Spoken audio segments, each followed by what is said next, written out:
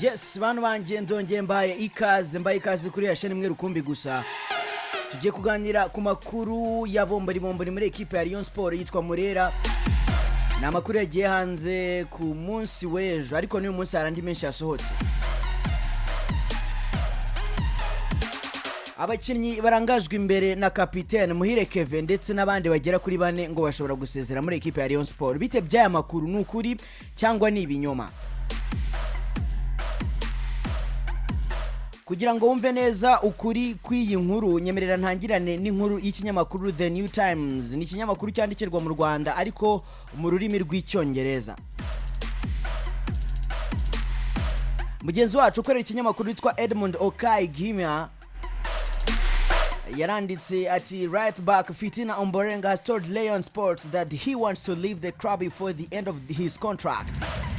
Rwandan international Jean De Bruce on 2-year deal from Revival's APRFC June 30, 2024, but he is now forcing away of the club which he accuses of failing honor his contract.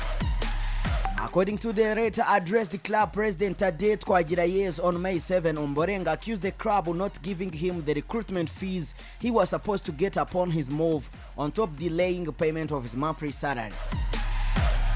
Abumva icyongereza murabyumva ko ari inkuru yagarukaga kuri Ombarenga Fitina n'umukinnyi ukina inyuma ku ruhande rw'iburyo murabizi muri benshi. Uyu yasiniye iyi equipe mu mwaka ushize wa 2024 mu kwezi kwa gatandatu. Iyi nkuru rero ikinyamakuru igihe cyanditse ijya gusa nayo kuko nyihereye ko ifitanye isano nibyo tugiye kuganiraho cyane binafite aho bihuriye na derby iheruka kuba nyine derby of 1000 hills cyangwa se derby yacu yabaye hagati ya equipe ya APRFC ndetse na equipe ya Rayonsport hari kuri finali y'igikombe cy'amahoro Peace Cup. Igihe rero nacyo cyarashishimuye. Iyi ndayisubiramo neza kuko hari mirongo imwe nimwe muri inkuru abakunzi ba Rayon ndetse na APR Football Club ndetse n'abafana ba Ombarenga by'umwihariko bakwiye kumenya ndetse n'abandi bakinnyi ba Rayonsport bari bafite aho bahuriye n'inkuru. Igihe cyaragize kimyugariro w'uburyo wa Ombarenga Fitina yandikiye equipe ya Rayonsport ayisaba gusesa amasezerano n'impande zombi zifitanye kuko itubahirije ibikubiye mu masezerano mumvikanye. Ombarenga Fitina yageze muri Rayonsport mu mpeshyi ya 2024 yasinye amasezerano y'imyaka 2. Uyu mukinnyi unyiri inyuma ku ruhande rw'iburyo ntiyitabiriye imikino 3 iyi kipe yambara ubururu n'umweru iheruka gukina. Umutoza Rwaka Claude akavuga ko ari kumuruhutsa. Rwaka Claude umutoza mushya cyangwa se umaze iminsi utoza equipe ya Rayonsport nyuma yuko itakiri kumwe na Robertinho ubwe ababikurikirana hafi bavuga ko hari amakuru avugwa kuri imihanda avuga ko uyu mutoza yamaze kuvuga ko atazigera yongera gushyira umukinnyi Ombarenga Fitina mu kibuga, atari kuvuga ngo nukumurutsa gusa ahubwo kubera izindi mpamvu zikomeye bivugwa ko we no witwa Nsabimana Aimable bagambane equipe ya Rayonsport ku mukino wa finale y'igikombe cy'amahoro batsinzwemo na equipe ya APRFC. Bite byaya makuru ukuri kwayo nukuwe? Inkuru igira komeza ikagira iti kwa kabiri tariki ya 6 Gicurasi 2025 Ombarenga yandikiye ubuyobozi bwa Rayonsport abusaba gusesa amasezerano kuko itubahirije iby'imande zombi zumvikanye. Igihe tuvugana rero ubu turi gusoma kivuga ko cyabashije kugera ku masezerano yavugaga ko uyu mugabo yaremerewe miliyoni 30 ndetse ubu asigawe mu miliyoni 2 z'imishahara imwe n'igice ikaba imwe n'ibihumbi 300 ikaba ari y'uku kwezi kwa kabiri. Ibi ngibi ndabivuga kubera ko ikintu cyitwa umushahara reka nyica akarongo iki nicyo kigiye gukoraho equipe ya Rayonsport. Abakinnyi barimo na kapitene Muhire Kevin ndetse na abakinnyi bose muri rusange Rayonsport ibarimo umwenda w'amezi 2 yose. Amategeko ateganya ko iyo amezi atatashize umukinnyi atarabona umushahara aba yemerewe kujya gutanga ikirego. Abakinnyi bose ba equipe ya Rayonsport bari bamaze kwishyira hamwe abayobewe na Muhire Kevin bavuga ko bagomba kurega equipe ya Rayonsport ikabashakira umushahara. Ubu turi ku itariki 8 y'ukwezi kwa gatanu none aha turi kuvugana abayobozi ba equipe ya Rayonsport barimo barakora ibishoboka byose kugira ngo nibura imyenda abakinnyi ba Rayonsport baberewemo ireke kuba amezi 3.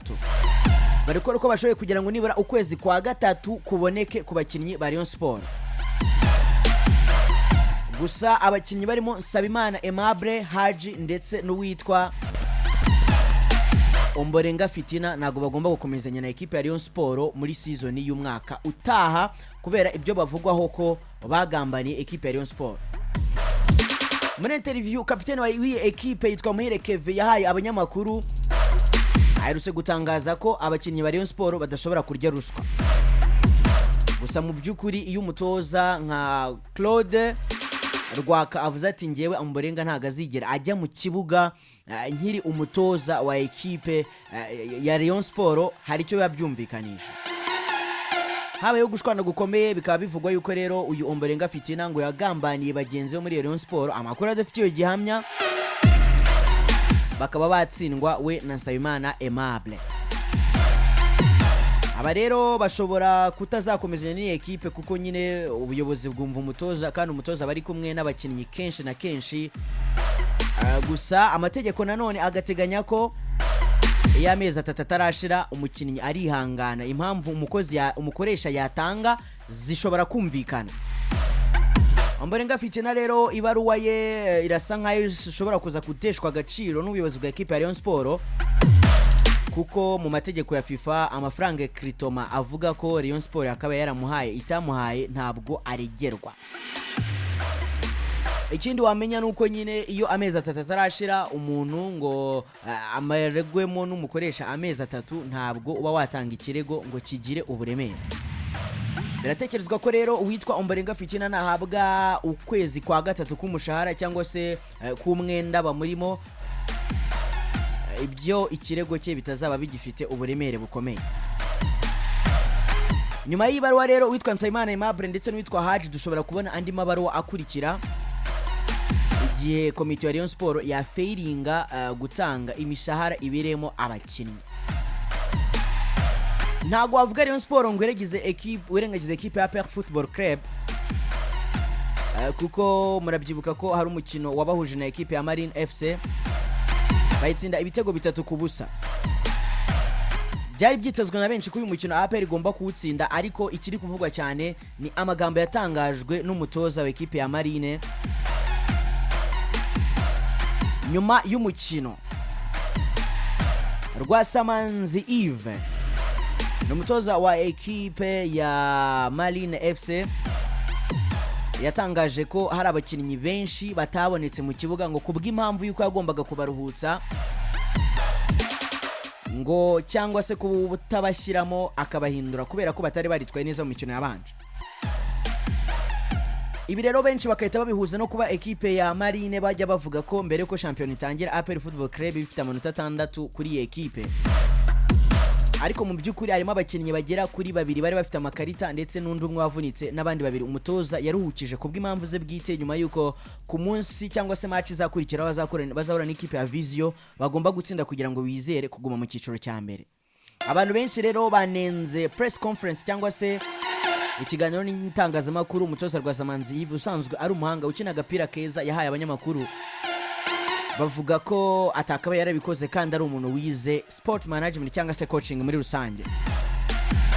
Abizi by'imitoreze harimo dire cyangwa se isomo ryigwa muri coaching ryitwa sports media and communication. Iryo ni isomo ryigwa n'abatoza bose bafite lisanse nk'iyo umutoza Rwasamanzi Yves afite, aho abatoza mu mupira w'amaguru bigishwa kuganira n'itangazamakuru cyangwa se kugira ibyo batangaza mu ruhame. Ntibizwi niba ari ukubyirengagiza cyangwa se imodire atarayize neza Rwasamanzi, ariko bagaye amagambo yatangaje. Abakinnyi be bari bafite impamvu justifiable cyangwa se zumvikana, ariko we sizo yatangaje, ahubwo yagaragaje ikintu cyo kurya iminwa ndetse no gushaka guhangana n'itangazamakuru igihe bamubazaga kuguhagarika abakinnyi benshi muri 11 babanza amagiye gura n'ikipe ya PRFC.